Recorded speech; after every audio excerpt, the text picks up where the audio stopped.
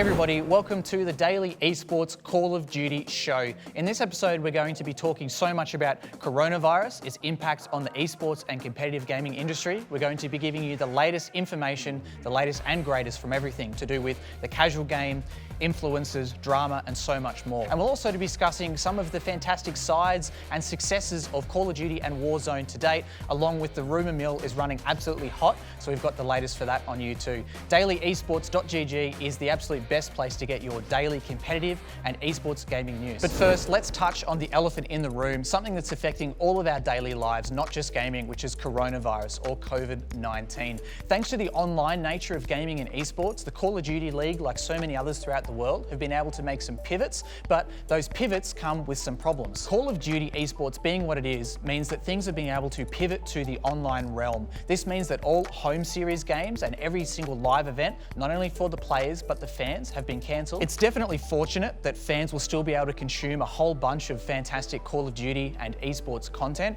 but the pivot to online, as mentioned before, definitely does come with some issues. There are various internet connectivity problems that have happened in the past and may happen in the foreseeable future, and a lot of that's due to the location of the players. Call of Duty is a global market and it is a global esports competition when you've got teams ranging from Paris Legion across to Seattle Surge. This means that depending on where the players are located, ping and where the server is located can come up as a major issue, and we have seen some of these kind of problems throughout the season. Looking at Call of Duty in the past, online results don't always reflect exactly what happens live and on LAN, and this is a problem that plagues almost every single section within esports. While it can pivot to be online, and while in the past esports was primarily online, it does create a completely different type of environment. Not only do you not have the live and exciting cheering crowd in the home stands and the revenue that comes with that for the businesses behind it, you've also got the problems mentioned before about online server gameplay and the change and the nature of the way that competitions happen online. Additionally, by moving the league to online, this has effectively spelled the death of all competition outside of North America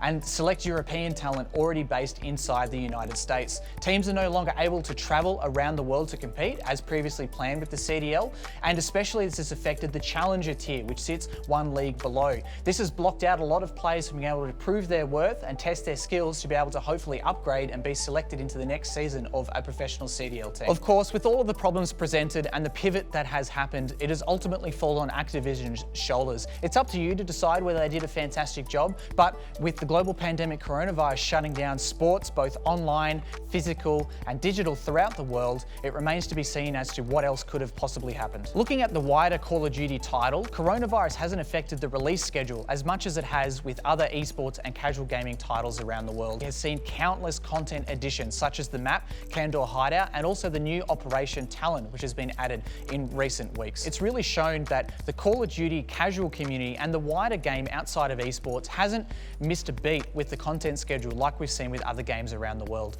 The lockdown has affected so many other single player and multiplayer titles from releasing not only the full game but content, but we haven't seen that same issue happening here within the Call of Duty market. One of the positives that we definitely have seen within Call of Duty and so many other games is the absolute increase of player count. We've seen massive uprises not only in players who are interested in competing in the game, but also all of the content and the media sitting around the scenes. We've seen Twitch streamers hitting all-time highs for concurrent viewership. We've seen media websites hitting all-time highs for people viewing the website, and we've also seen a rise in the esports market. Italy even saw a massive 70% increase in its internet traffic throughout the early days of COVID-19, and much of that's being attributed to Call of Duty specifically. Finally, please make sure to stay safe over the coronavirus pandemic. Follow the guidelines of your country, which may include things like social distancing, wearing a mask, and practicing proper hygiene. We all want to get back to esports as fast as possible, and we all are in this together. Now, onto the situation of the CDL itself. With their third place finish on the weekend, Atlanta FaZe maintains their lead in first place overall with 250 points. Chicago Huntsman is relentlessly pursuing them, however, managing a second place on the weekend and sitting close behind with 220 total points. In third is the Florida Mutineers, who, due to recently managing 2 CDL home wins in a row, they're chasing at 200 points. Rounding out the top 4 are the consistent contenders Dallas Empire with 190 points. After that gap, it widens significantly. With only 2 more home series games remaining, there's some big concerns with the teams in the bottom half, and they've really got to pick it up if they want to make the final series. The 12th home series, originally intended for the London Royal Ravens before coronavirus, kicks off on July the 17th. Our pick of the first 4 matches has to be Dallas Empire versus the Paris Legion. Having not played last week, Dallas really needs to deliver this weekend in order to show they're still a force to be reckoned with, while Paris managed their first win in months on the weekend, and yet despite that, they're still somehow only 9th.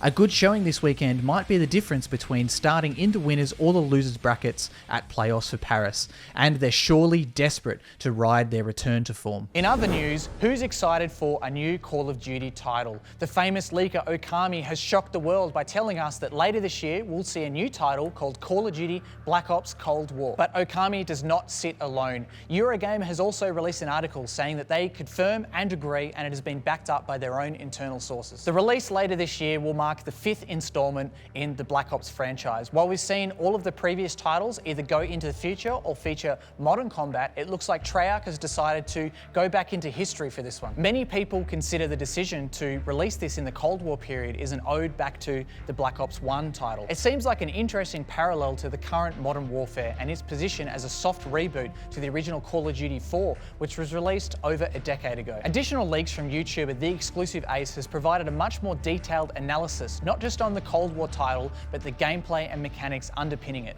It looks like that with this new title, Call of Duty is kicking it back to the old school and taking some of the gameplay mechanics that we've seen previously. Whether this is a good decision remains to be seen. It's obvious if you take a quick browse through Twitter that top influencers and gamers within the market love to give their opinions about gameplay and mechanics. Many were quite vocal about their dislike of the Call of Duty jetpack era, for example, and the futuristic weaponry that surrounded it. Equally, however, Call of Duty World War II and the re-released Modern Warfare have its own set of critics who don't enjoy the slower paced version of gameplay. With an always divided player base and lots of conflict online, it seems like a massive uphill battle with Treyarch.